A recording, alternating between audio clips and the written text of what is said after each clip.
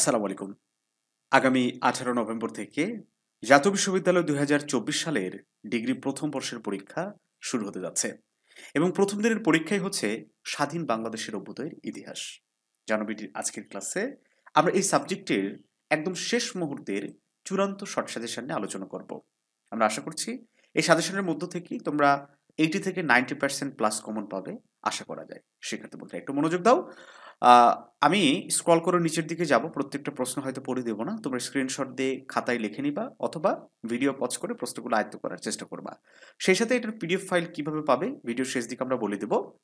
ঠিক একইভাবে স্বাধীন বাংলাদেশের অভ্যুদয়ের ইতিহাস সাবজেক্টের সাজেশন সহ তোমার ডিপার্টমেন্টের সবগুলো সাবজেক্ট, হ্যাঁ, ডিগ্রি প্রথম বর্ষে যতগুলো সাবজেক্ট রয়েছে সবগুলো সাবজেক্টেরই একদম চূড়ান্ত শর্ট সাজেশন আমাদের রেডি হয়েছে। তোমরা যারা এখনো সংগ্রহ করনি তারা অবশ্যই স্ক্রিনে দেওয়া হোয়াটসঅ্যাপ নাম্বারে যোগাযোগ করে সংগ্রহ করে নিতে পারো। ঠিক আছে? আশা করছি সবগুলো সাবজেক্টেই আমাদের সাজেশন থেকে কমন হবে ইনশাআল্লাহ।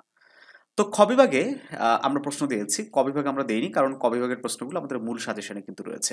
যারা মূল সাজেশন সংগ্রহ করেছো তারা ওই ক বিভাগগুলো পড়ো, আশা করছি কমন হয়ে যাবে।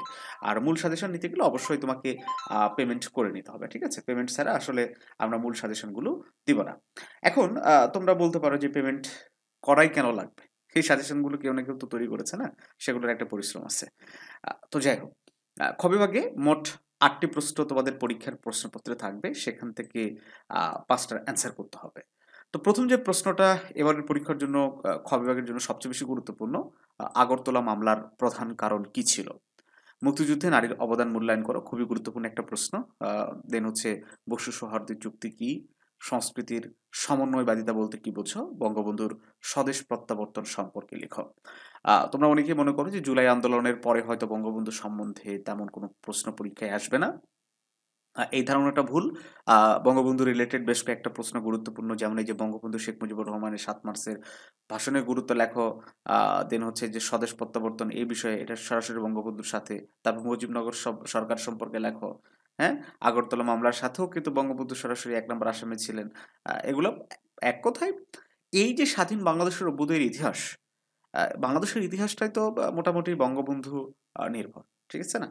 তো উনাকে তো বাদ দিয়ে আসলে বাংলাদেশের মুক্তিযুদ্ধ বা বাংলাদেশ স্বাধীনতার কোনো প্রশ্ন আসে না।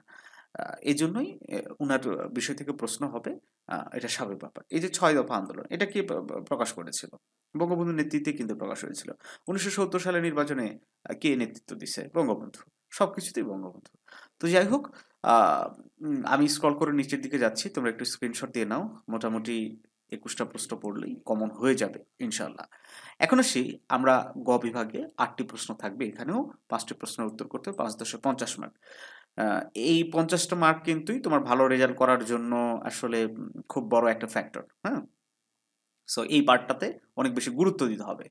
তো আমরা ক নাম্বার দিয়েছি ১৯৫২ সালের ভাষা আন্দোলনের পটভূমি ও ঘটনা প্রবাহের বর্ণনা দাও। আ যুদ্ধ-বিধ্বস্ত বাংলাদেশ পুনর্গঠনে বঙ্গবন্ধু শেখ মুজিবুর রহমান কর্তৃক গৃহীত পদক্ষেপসমূহ আলোচনা করো। এই প্রশ্নটা খুব গুরুত্বপূর্ণ, আসার সম্ভাবনা রয়েছে। দেন পূর্ব ও পশ্চিম পাকিস্তানের মধ্যে অর্থনৈতিক বৈষম্য ব্যাখ্যা করো। খুব গুরুত্বপূর্ণ একটা প্রশ্ন।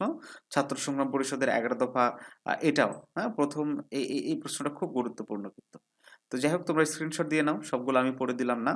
আর এটার পিডিএফ ফাইল ভিডিও ডিসক্রিপশন বক্সে আমাদের একটা হোয়াটসঅ্যাপ চ্যানেলের লিংক দেওয়া আছে। ওই লিংকে জয়েন করলেই তোমরা পেয়ে যাবে আমাদের হোয়াটসঅ্যাপ চ্যানেলে। শুধুমাত্র এই সাজেশন না, পরবর্তীতে আমরা বিভিন্ন জাতীয় বিশ্ববিদ্যালয়ের সবসময় নানা কিছু নিয়ে আপডেট দিয়ে থাকি।